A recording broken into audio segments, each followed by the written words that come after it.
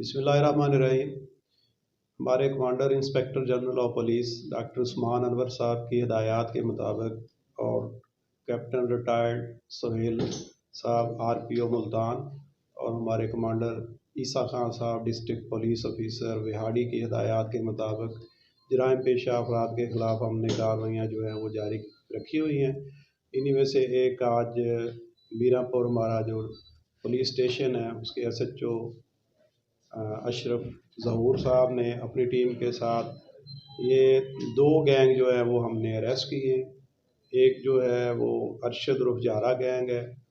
ये मवेशी चोरी और कैटल थेफ्ट के इसके तकरीबन 50 से ज़ायद मुकदमा दर्ज हैं। इसके 2 मेंबरान को हमने पकड़ा है, जिससे एक गाड़ी जो है बाहर आपने देखी होगी मेहरान हुए हमने वो बरामद की है। इसके अलावा मवेशी हैं जो इधर अभी हम बाद में आपको वो भी दिखा देंगे, बाहर खड़े हुए हैं, बकरियां वगैरह हैं और भैंसें हैं।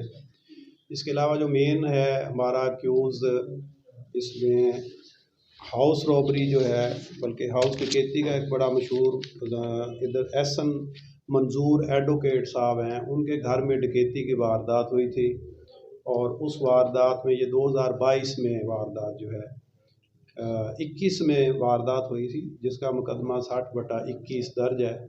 तो ये 6 से 7 लोग थे जो उनके घर में दाखिल हुए और उन्होंने वहाँ से तकरीबन 172 तोले जेवर और नकदी तकरीबन 18 लाख रुपया और पूरी फैमिली को यरगमाल बना के इन्होंने ये वारदात की थी, जिसको पुलिस ने बड़े अच्छे तरीके से IT का इस्तेमाल करते हुए जदीद टेक्नोलॉजी के ज़रिए इसके हमने 2 मेंबरान जो हैं पहले उनको अरेस्ट किया था, जिसमें एक कमर शहजाद था और अभी ये जो सजाद उर्फ सजादी है ये कोट मुजफ्फर का रहने वाला है। इसकी वालदा जो थी मुसम्माद काको माई, उसने ये सारी रैकी की थी उनके घर में आके और उसने रैकी के बाद ये बाकायदा वारदात करवाई थी, जिसमें इसकी ID परेड हुई। ID परेड के बाद हमने इसमें 25 तोले जेवर जो है वो बरामद किया है और 4,18,000 रुपया नकदी जो है वो इस मुल्ज़म से रिकवर हो गई है। पिस्टल जो वारदात में इस्तेमाल किया गया था वो, और मोटरसाइकिल जिस वारदात में जिस पे ये मुल्ज़मान आए थे वो मोटरसाइकिल भी हमने बरामद कर लिया है। इस गैंग के अभी 3 मुल्ज़मान जो हैं वो मफरूर हैं।